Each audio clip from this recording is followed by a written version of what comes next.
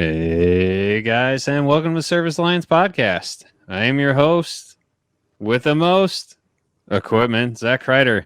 And today we have a very special guest, a good friend of mine, just a really cool individual. I got to meet him several years ago at a coaching retreat, and we've stayed in contact since, and I'm enrolled in another course from him.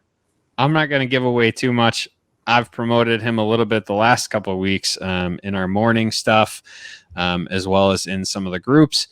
But let me introduce to you my good friend, Paul Blanchard.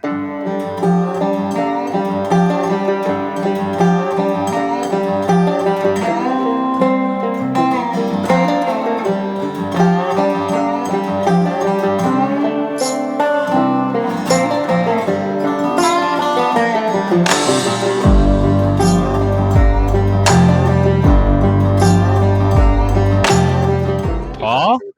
Hello. Good to have you on, my friend. Good to be here. Thank you. Digging it. Ready to rock the SAP podcast. Well, I guess that's like pin number. But Service Alliance, let's do this. Yeah. So it's really good to have you here. I'm glad that you decided to come on and not cancel on us. I know you said it's kind of been a weird week, but you at 10% is better than most at 100. So yes, so please assume if this was okay, it could have been so much better. I didn't really. I've shared that you do.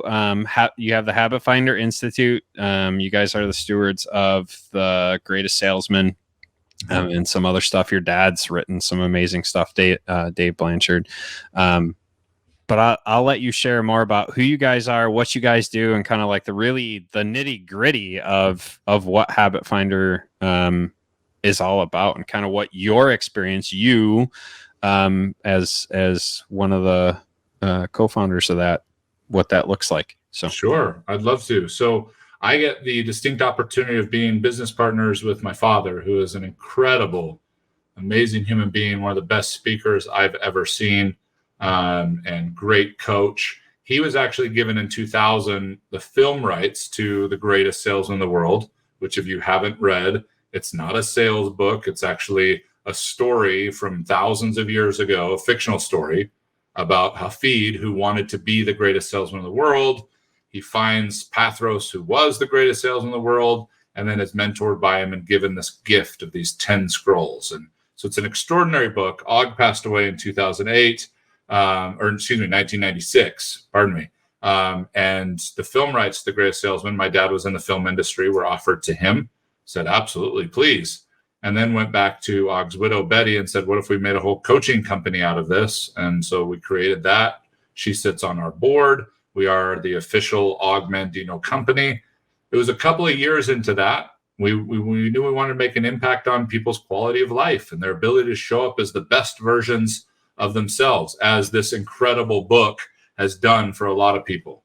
It's helped people to be able to understand themselves better, to be able to reach for more without that being a painful, torturous game of demand and grit and all this stuff that can violate kind of the way that a lot of us are built as human beings, to force and demand ourselves in certain ways. So being able to enlighten and become more aware and open up ideas about oneself, to be more curious about how you experience you, allows you to get more curious about how you experience others. All that we found comes down to this, comes down to your brain, your neural pathways. There is who you are, and then there is how you think. And then it is a collaborative collage of complication that creates and manifests how you show up. We wanted to understand, what are the cogs and the wheels? What are the mechanics, the dynamics of that relationship? That not necessarily who you are and not necessarily what you think, but how you think. And then we can start exploring how that collaborates with who you are. And then that allows us to see the alignment of that relationship into what you want to create. Because if we want to create something and we find ourselves getting stuck or frustrated, we're not able to get there, that's a very simple equation. How we think and who we are not in alignment with what we want to create. Now, that's an oversimplified evaluation from a 30,000 foot view, but we wanted to be able to get into the nuts and bolts of that. We wanted to be able to not just walk up to someone, because just about anybody can do this. And there are lots of coaches and trainers and programs that do this. And we're glad that we have them. But it's the most traditional sense to say, okay, this is what I want. And so a coach, a program says, okay, this is the discipline you want to follow. And this is the result that you'll get. And let's figure out how to add pressure and accountability and exposure to be able to get you to stick to the discipline and get the result. Whereas Habit Finder comes in and is more interested in how you're experiencing that journey. So much of what we've been taught in life is this linear pursuit that if I just do X, Y, and Z, I'll get A, B, and C. And that sounds nice. And we even have a really powerful part of our brain that believes that life can be that simple. And on paper, systematically, it can be. But there are a lot of variables, okay?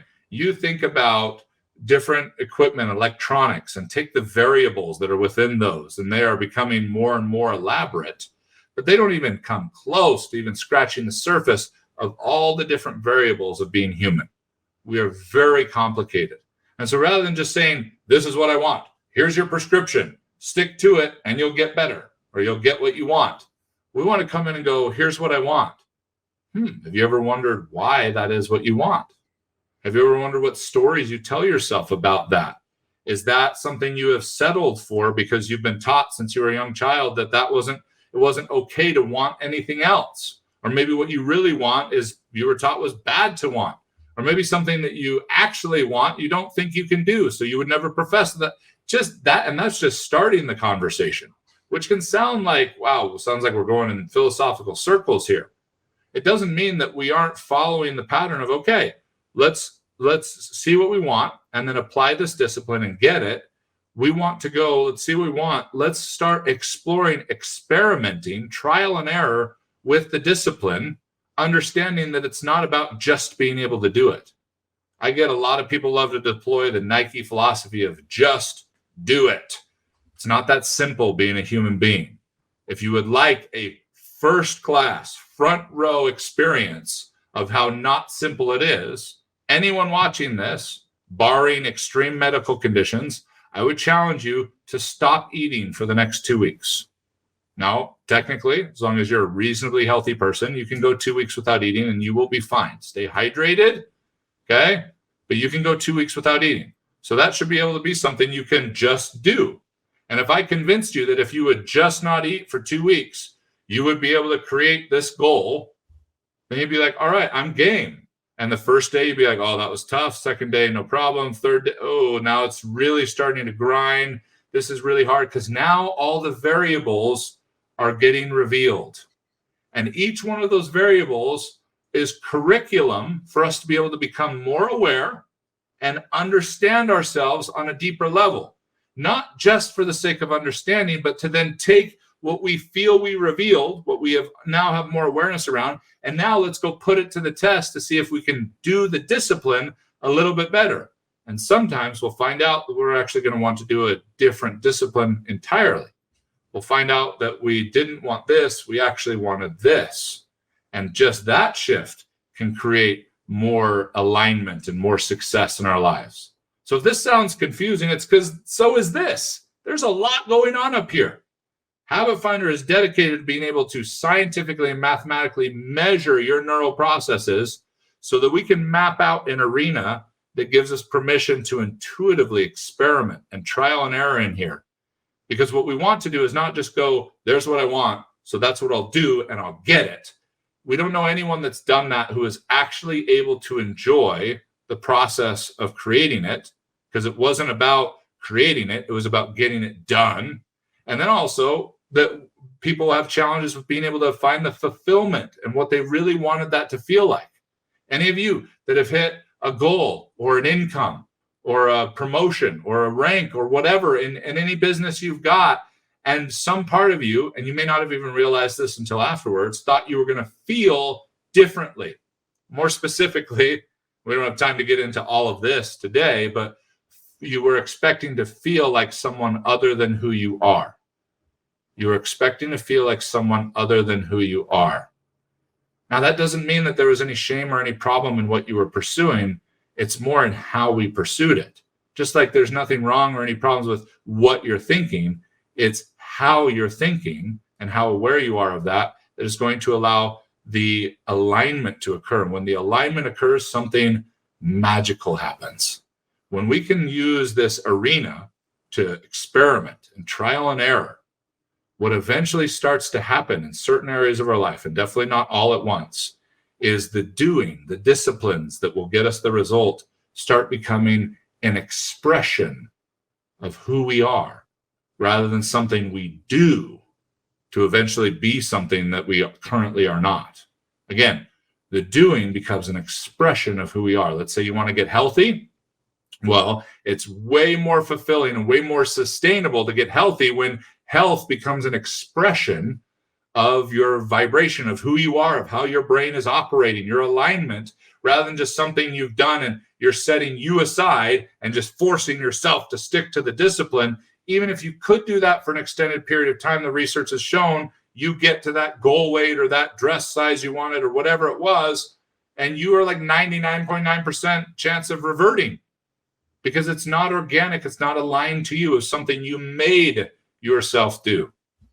So being able to understand that we do the disciplines to understand where we're at in the being process, because we are human beings, not human doings. The doing is the experiment to see where we're at in the being. And as we find the ways to tweak and tune and improve the being, which is what Habit Finder focuses on, the doing starts to become a natural outcome, whereas most of the world is just trying to force and hustle and grind and drive the doing, thinking that that will make up the lag for the being. And that's the cart before the horse. That's the tail wagging the dog. And what Habit Finder does is provide unparalleled insight, science and mathematics, and then our intuitive experience between my father and I and many, many other coaches and experts that we've worked with to build the curriculum we have now. It is all about helping you experience you differently. And so when you can experience you differently and better, I would challenge, then you can start to align your being while continuing to do. That's why some of this work, even personal development, has gotten a bad name, because it's really easy to get lost in the awareness and just the discovery of who I am. And then we put our life on the back burner in terms of practicality, in terms of doing the work. It's not an either or. It's learning that collaboration between tuning the being and doing just enough to find out how we're doing with that. And then we do a little bit more, tune a little bit more, do a little bit more, tune a little bit more, rather than extend that gap that creates pain, anxiety, depression, all the things that we don't enjoy experiencing in life. And the doing becomes something we have to do. It becomes a punishment. And those of us who don't feel like it's a punishment are probably because we're excited for the outcome. We're excited for the finish line, but the finish line doesn't exist. So Zach, Habit Finder helps you with that. I always love how you explain things, Paul. I get lost in the conversation of it all. It's great, man. I'm sure I got lots of people lost. That's all right. That's all right. No, it's so true. It's that whole being thing, and I love that you brought up that, like, it's a journey, right? Like, it's not.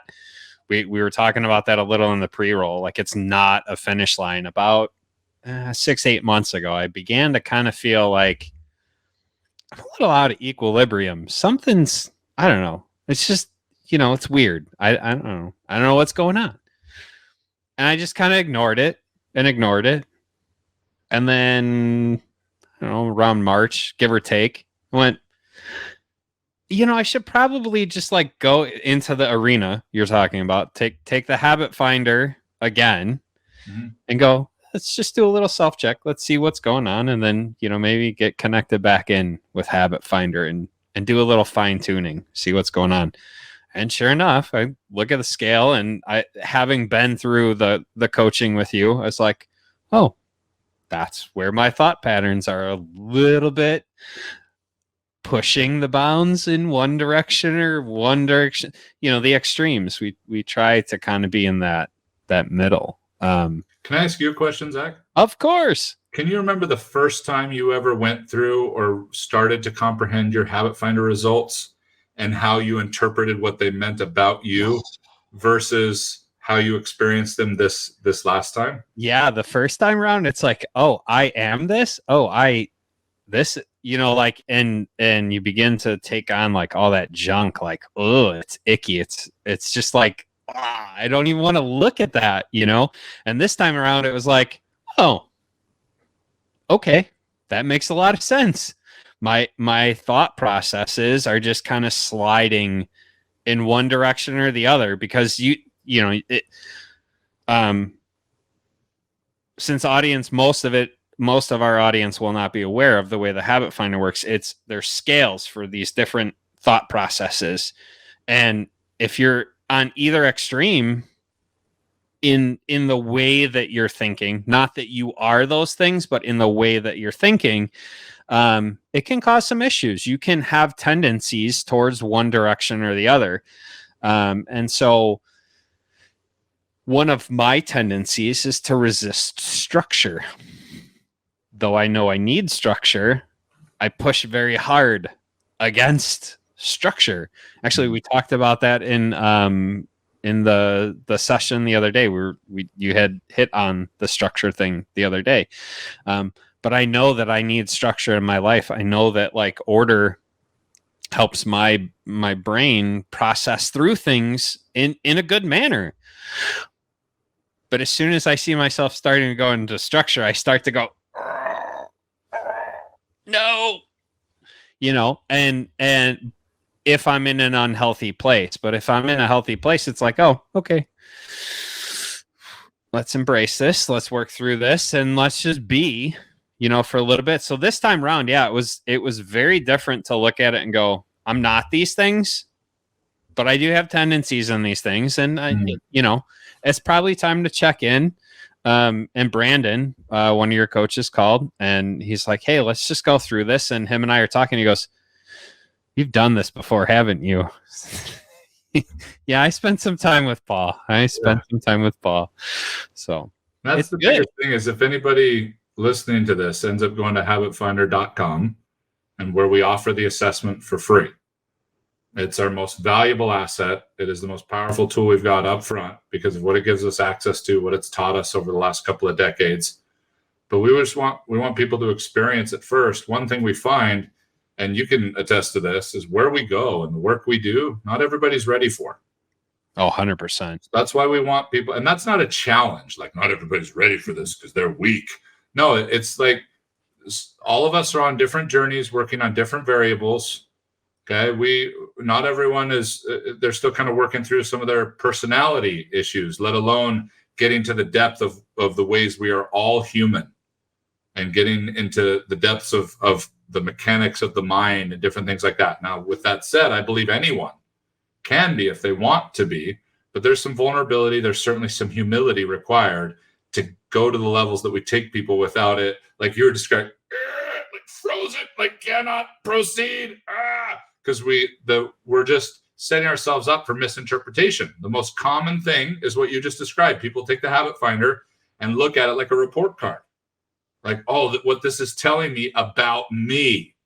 It's not telling you anything about you. We use some words that I can see why people get caught up. Like in the first section, My Dreams, where we're just looking at how your brain processes a future of possibilities. There's 6 different tracks, processes for your brain. And we want to see which ones are over-focused and which ones are under-focused. And all we're looking at is risk, not good or bad, just risk. And one of them is called coachable. And I was on with someone just the other day. Said, is there any discrepancies in your assessment you were curious about? I'm like, yeah, it said I wasn't coachable. Oh, tell me more. And we stepped in and looked at it, and I got the opportunity to share with him. It's not saying you're not coachable. It's saying the area of the brain that we decided to call coachable, because it made a lot more sense than using the mathematical language for it. A singular mathematical property subject to and disassociated by an aleph index 0 of a, let's just call it coachable, right? And so it's not about whether you are or not. It's about the mechanics of your subconscious mind that are open to new ideas and possibilities on a subconscious level. are at risk of feeling stuck or feeling like we've already tried that before. That doesn't change how you receive it topically. Like, oh yeah, I'm totally coachable. I want to receive those ideas.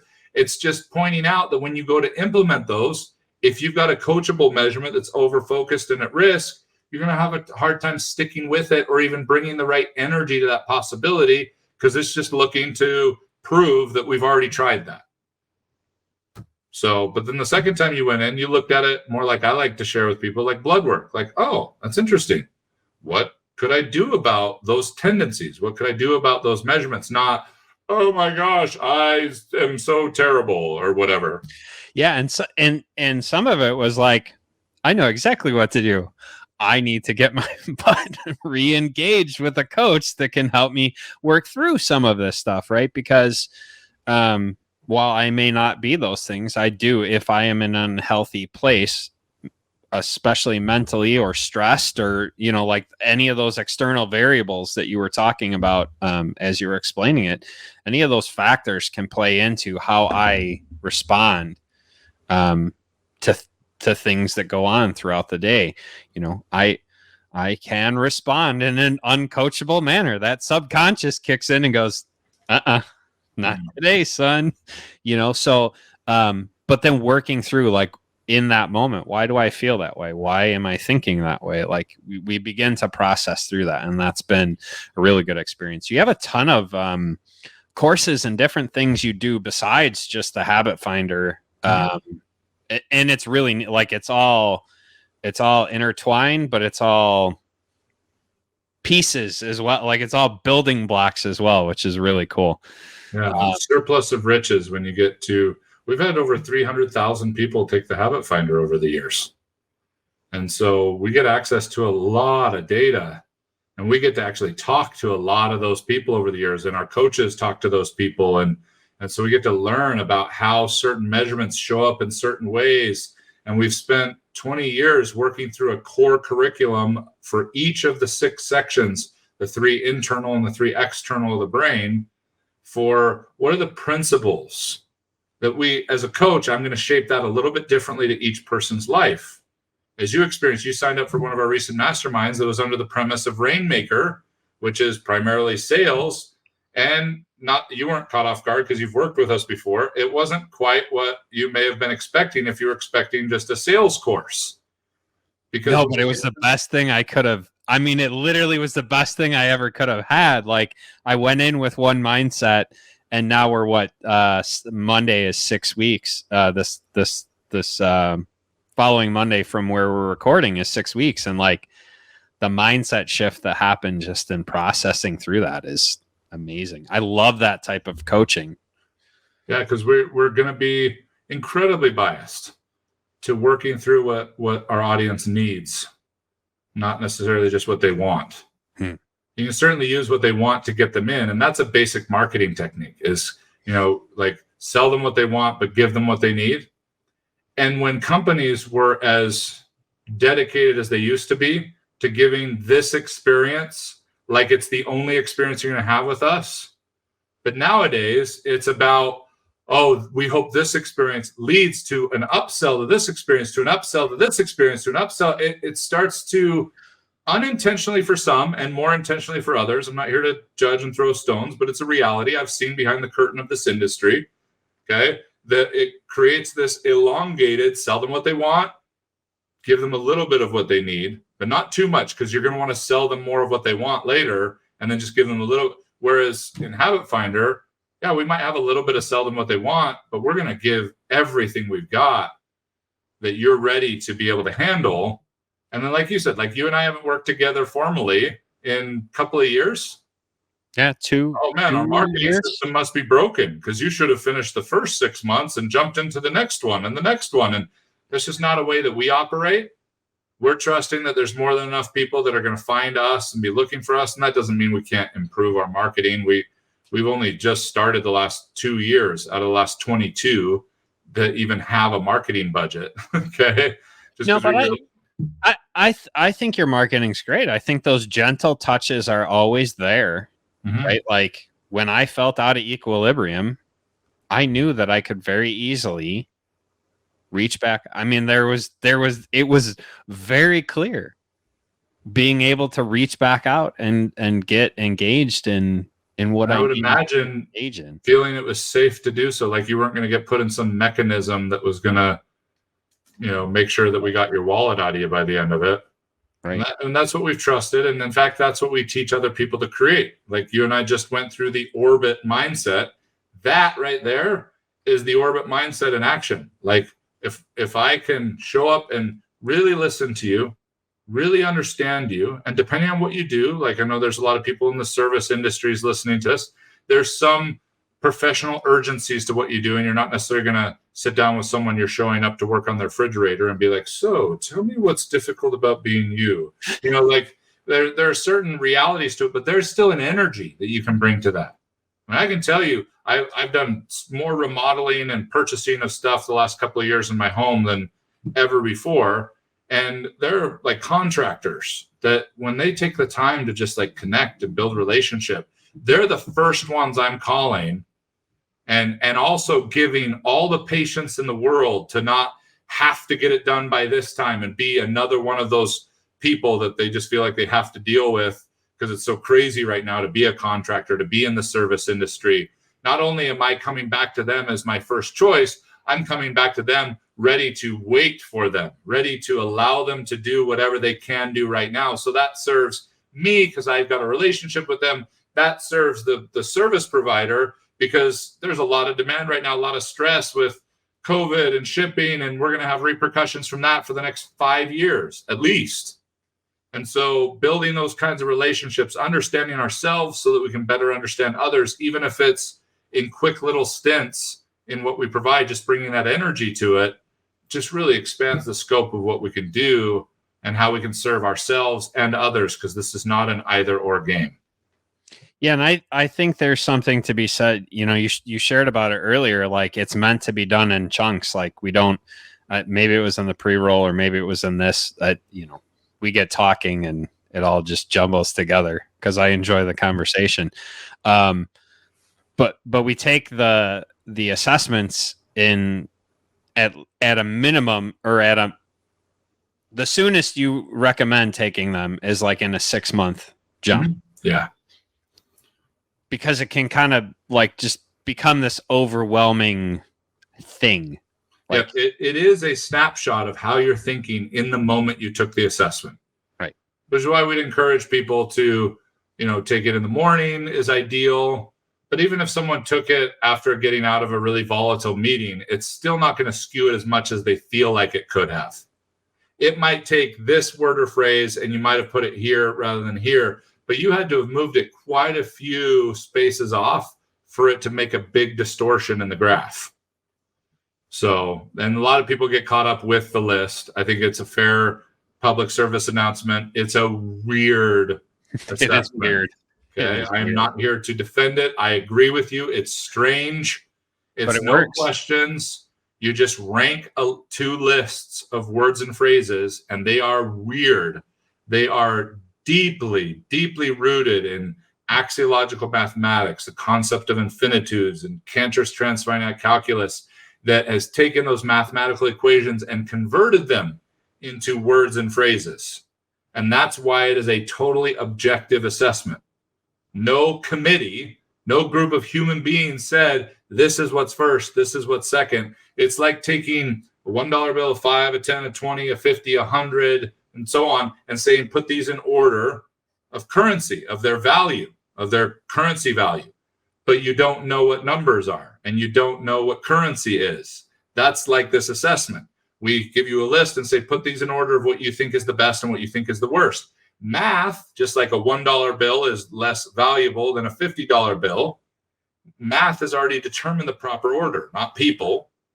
And then depending on where you rank them, that tells us where we might be out of alignment.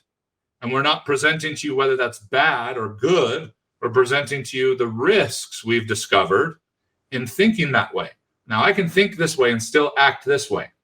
But that diversion is going to create fatigue, or it's going to create stress elsewhere in my life, or I'm going to need to kind of compartmentalize and shut down a part of who I am to deal with it. And none of those are good long-term solutions.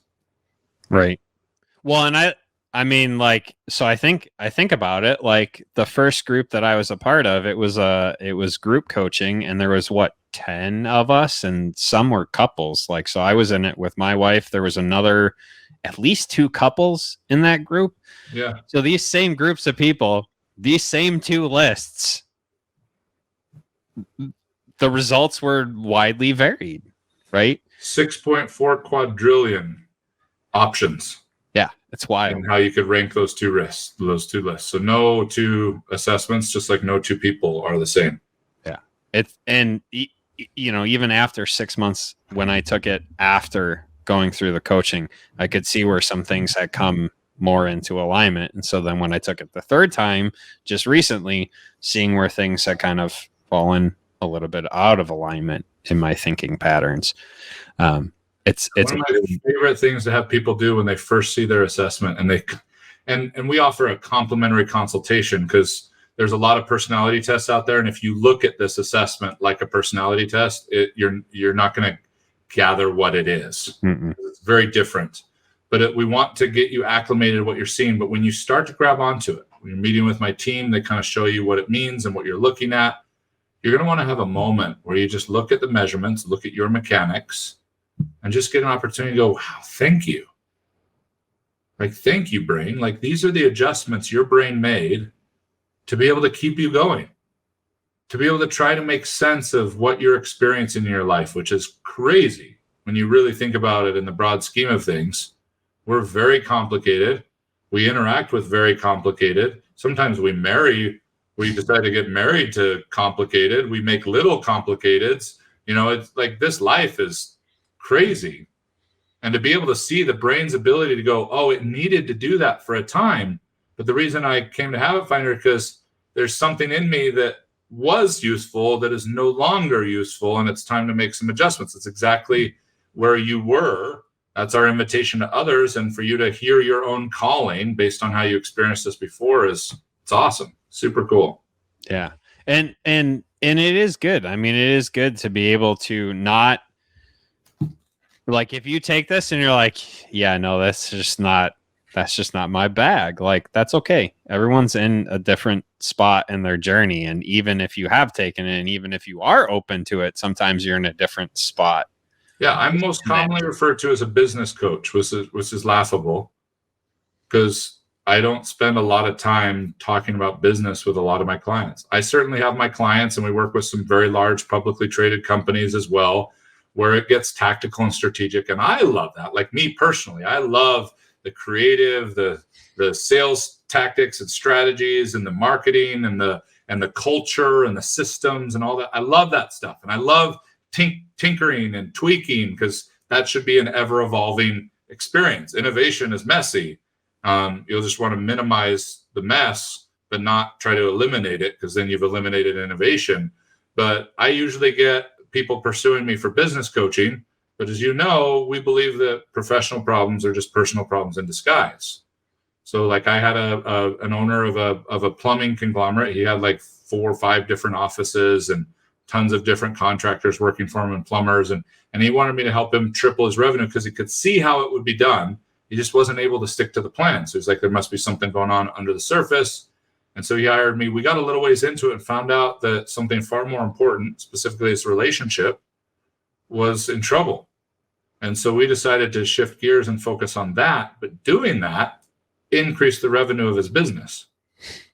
There's a lot of companies out there that are like, we want a better culture. We want a better culture. So I come in and have everybody take the Habit Finder and do a DNA report to see if the culture they want is actually even able to be received in the way they're delivering it. They just assume, oh, take 2 of these. Well, what if they're allergic to those? Like, we'll want to take a look at that. And not everybody speaks the same language when you're speaking from your preference and your personality. But if you can speak from your humanity, everybody speaks that language. So whether you are working on growing a business, better structuring a business, recruiting for a business, selling a business, whatever it might be, that's why I get considered a business coach, because it all comes down to this. I like the creative solutions, but concepts and solutions are only as good as someone's capacity to integrate them and sustain them. And there's a lot of things we try to integrate that we can't sustain, and a lot of things we try to sustain that didn't even get integrated. And we want to help people do that. So yeah, it's been a good process. As we're going through this, so you have some other courses. So you have one-on-one coaching, which is available. You have group type coaching, like I did the first time around. You have individual like courses where they're more specific to stuff. The one that we just did together was Rainmaker. You have Cracking the Social Code. You have just like there's a whole laundry list of stuff that you guys do. Do you want to share on some of those and just kind of like how they play into different things? Sure. And the technology's been awesome, and obviously online courses can be a great way for someone to be kind of self-guided through some learning. It's also a great way for them to get access to someone like me when they can't afford my fees. So they get a kind of a digital access to me. We took a long time to get into the online course game. I think our first online course was launched in 2019. I think it was 2019, late 2019. And online courses have been trending for at least 5 years, if not more, significantly trending before then. But we really took our time because we didn't want it to just be what it seemed to be for a lot of companies, and that was just a way to get you in so we can sell you more stuff. Now, of course, we found statistically that only about 20% of people actually go through an entire course. So we certainly have a lot of supporting elements. Like you could have gone through Rainmaker on your own, but enabled to go through it with me live in a small group over 6 weeks, I would imagine has added to the experience. Super, super helpful. I mean, even just hearing like, not just myself, and that's why I like I think I like the group coaching and that kind of thing, is that I get to hear other perspectives as we're in that group. I get to hear other ladies and gentlemen like actually talking and the things that they process through. There's times where you're like, now I'm talking specifically to so-and-so, but by the data, most of you will receive this in this way. So just ride along with me. Just ride along with me. And it's great to hear that, because maybe maybe my mindset or one of the things that I'm struggling with wouldn't allow me to ask that question. Maybe I'm just resistant to asking in a certain way or, whatever. And so being able to kind of hear that feedback has been a great thing for sure. Right. Very cool. Yeah, well, I think I probably overloaded everybody in the first 2 minutes, but if you're still here, congratulations. Which I don't mean to do on purpose, but also understand if you're in one of our courses or you're taking the Habit Finder and even taking a complimentary 20 minutes with my team, we're going to meet you where you are. And we're going to check in along the way because we really would like to give you an opportunity to understand yourself at this level just enough that you can find out if this is something you're ready for.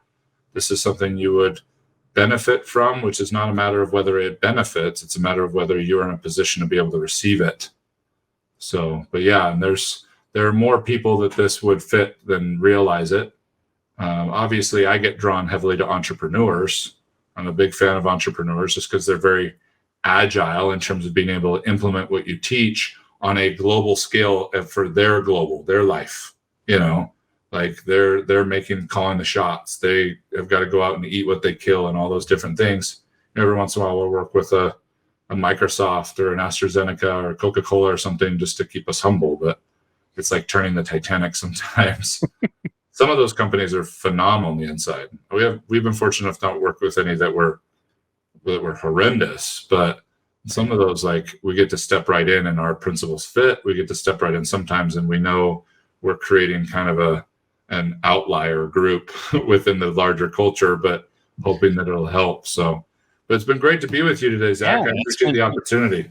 It's been awesome to have you along. I'm going to drop the Habit Finder link down below, and anything else that you have for me to drop down below. But it's been a pleasure to talk with you, and hopefully we'll get to have you back. And you have a lot of good stuff to bring along the way. You tell word pictures like better than anyone I know. I've used your mediocre example within our group about being partway up the mountain.